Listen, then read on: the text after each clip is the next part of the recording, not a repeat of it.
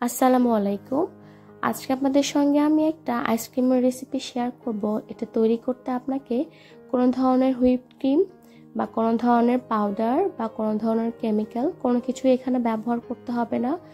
Just সামান্য কিছু ঘরে থাকা উপকরণ দিয়ে একদম হুবহু দোকানের মতো টেস্টের আইসক্রিম কিন্তু আপনি খুব সহজেই ঘরে তৈরি করে নিতে পারবেন।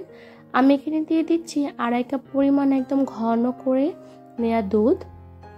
আপনাদের বাসায় যদি এই দুধটাও না থাকে তাহলে কিন্তু আপনারা পাউডার দুধ গুলিয়েও এই কাজটা করতে পারেন। তারপর এখানে দিয়ে দিচ্ছি প্রায় 1/2 কাপ পরিমাণ কনডেন্স মিল্ক।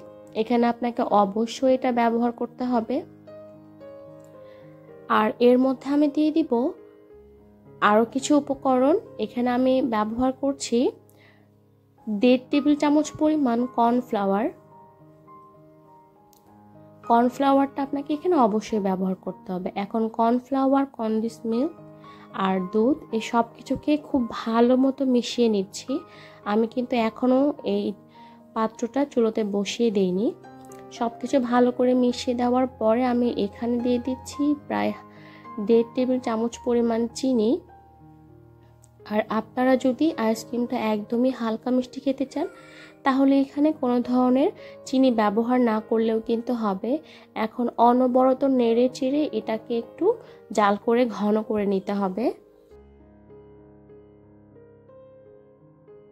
বাসায় যখন আপনি আইসক্রিম তৈরি করবেন সেটা কিন্তু আপনি অনেকভাবেই তৈরি করতে পারেন, কিন্তু আজকে আমি আপনাদের সঙ্গে যে রেসিপিটা শেয়ার করছি এখানে আপনার কোনো ধরনের অনেক দামি কোনো উপকরণ ব্যবহার করতে হচ্ছে না। জাস্ট সামান্য কিছু উপকরণ দিয়ে কিন্তু আপনি কম খরচে এরকম মজাদার আইসক্রিম ঘরেই তৈরি করে নিতে পারবেন।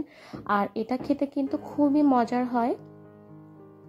চুলোর জালটা কিন্তু মিডিয়ামে রেখে অনবরত নেড়ে চেড়ে এই মিশ্রণটাকে একটু ঘন করে নিচ্ছি।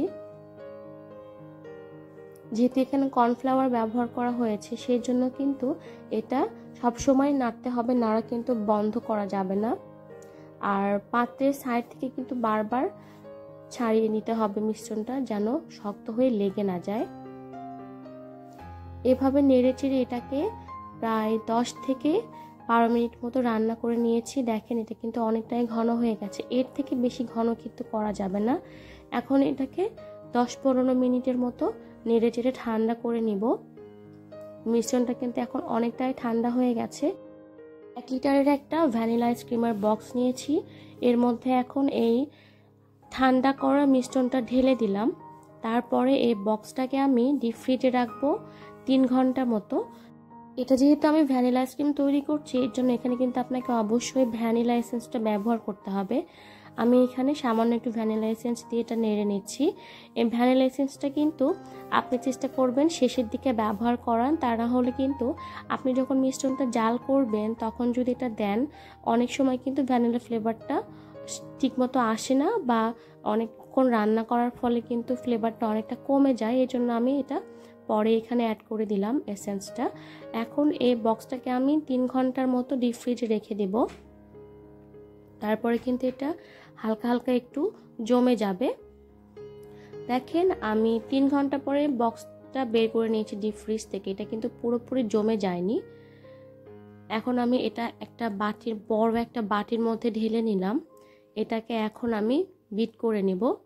আপনাদের বাসায় যদি ইলেকট্রিক বিটারটা না থাকে তাহলে কিন্তু আপনারা ব্লেন্ডারেও এটা ব্লেন্ড করে নিয়ে এটাকে ফোমি করে নিতে পারবেন। সবচেয়ে ভালো হয় ইলেকট্রিক বিটার দিয়ে করলে, যেহেতু আমি কখনো ব্লেন্ডারে করিনি। কিন্তু ইলেকট্রিক বিটারের কাজটা কিন্তু আপনি অবশ্যই ব্লেন্ডারে অনায়াসেই করতে পারবেন। আপনারা অবশ্যই এই রেসিপিটা ফলো করবেন আর রেসিপিটা একবার অবশ্যই বাসায় ট্রাই করে দেখবেন। ইনশাআল্লাহ আপনাদের আইসক্রিমটাও একদম পারফেক্ট হবে। এভাবে আমি এই আইসক্রিমের মিশ্রণটাকে প্রায় 7 থেকে 8 মিনিট বিট করে নেব। আর বিটারটা কিন্তু 1 মিনিট পর পর বন্ধ করতে হবে। একটানা কিন্তু অনেকক্ষণ চালানো যাবে না, কারণ অনেকক্ষণ যদি আপনি একটানা বিটারটা চালান তাহলে কিন্তু বিটারটা নষ্ট হয়ে যাবে। এই জন্য আপনাকে একটু রেস্ট দিয়ে দিয়ে তারপরে বিট করতে হবে। দেখেন অনেকটাই কিন্তু ফোমি ভাব চলে এসেছে এই মিশ্রণটার ভিতরে। দেখে মনে হচ্ছে একদম কেনা যে আইসক্রিমের মিশ্রণটা যেরকম হয় গলে গেলে, এটা কিন্তু দেখতে ওরকমই মনে হচ্ছে। কিন্তু আমি কিন্তু এখানে কোনো ধরনের হুইপ ক্রিম ব্যবহার করিনি।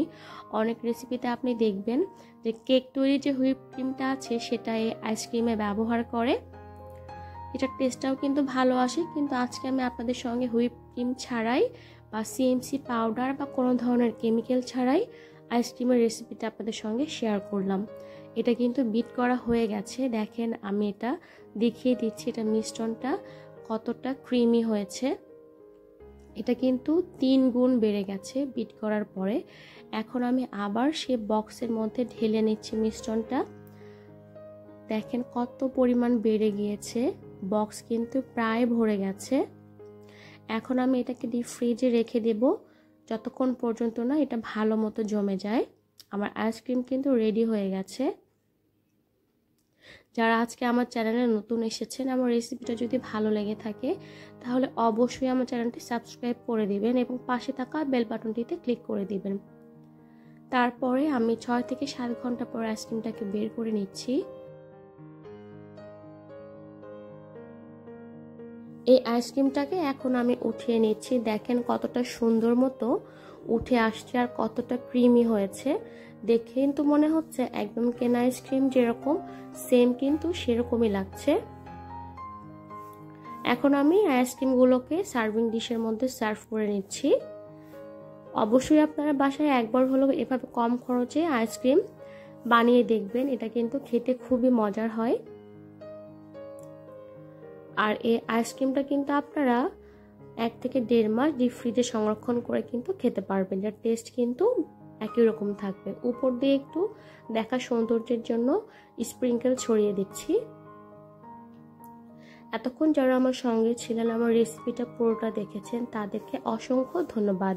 দেখা হবে আবার নতুন কোনো পর্বে। সে পর্যন্ত আপনারা সবাই ভালো থাকবেন। আল্লাহ হাফেজ।